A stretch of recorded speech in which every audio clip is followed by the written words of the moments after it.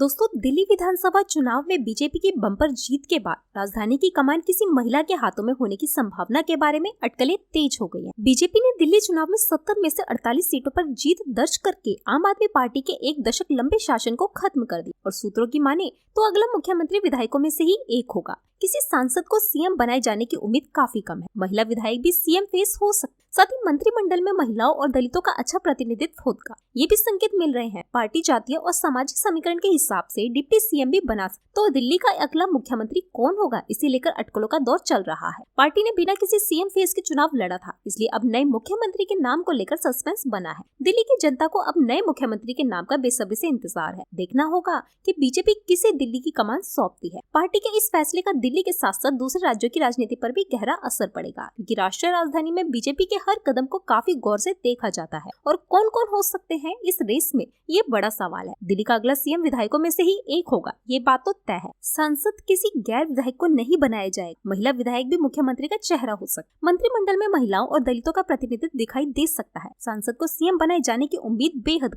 मंत्रिमंडल में महिलाओं और दलितों का प्रतिनिधित्व होगा। पार्टी डिप्टी सीएम भी बना सकती। ये जातीय और सामाजिक समीकरणों के आधार पर तय किया जाएगा। दिल्ली में बीजेपी 27 साल बाद सत्ता में लौटी है और यहाँ पर अब ऐसे में अटकलें लगाई जा रही हैं कि अब की बार महिला मुख्यमंत्री पर दाव लगा सकती है बीजेपी। और ऐसे में कौन से नाम हो सकते हैं, ये हम आपको बता दें। रेखा गुप्ता, शिखा राय, पूनम शर्मा और नीलम पहलवान, ये वो 4 प्रमुख महिला चेहरे हैं जो कि बीजेपी की ओर से जीत करके इस बार विधायक बनी। और ऐसे में क्या इनमें से कोई एक नाम मुख्यमंत्री पद पर काबिज होगा, ये भविष्य के गर्भ में छिपा हुआ, जो अगले कुछ दिनों में साफ हो जाएगा। रेखा राय की अगर बात करें तो वे ग्रेटर कैलाश से जीती है और सौरभ भारद्वाज को उन्होंने हराया है। रेखा गुप्ता जिन्होंने शालीमार बाग सीट से वंदना कुमारी को हरा करके ये सीट पार्टी के नाम की है। तो जश्न के बाद अब बीजेपी के मंथन का दौर जारी है कि अगला मुख्यमंत्री कौन हो। इससे पहले चर्चाएं कई नामों को लेकर भी थी। दिल्ली बीजेपी के कई दिग्गज प्रवेश वर्मा से लेकर विजेंद्र गुप्ता और तमाम दूसरे बड़े नाम हवा में तैर रहे और इन सब के बीच महिला सीएम के नाम की चर्चा भी शुरू हो चुकी और ऐसे में सामाजिक और जातीय समीकरणों को ध्यान में रखते हुए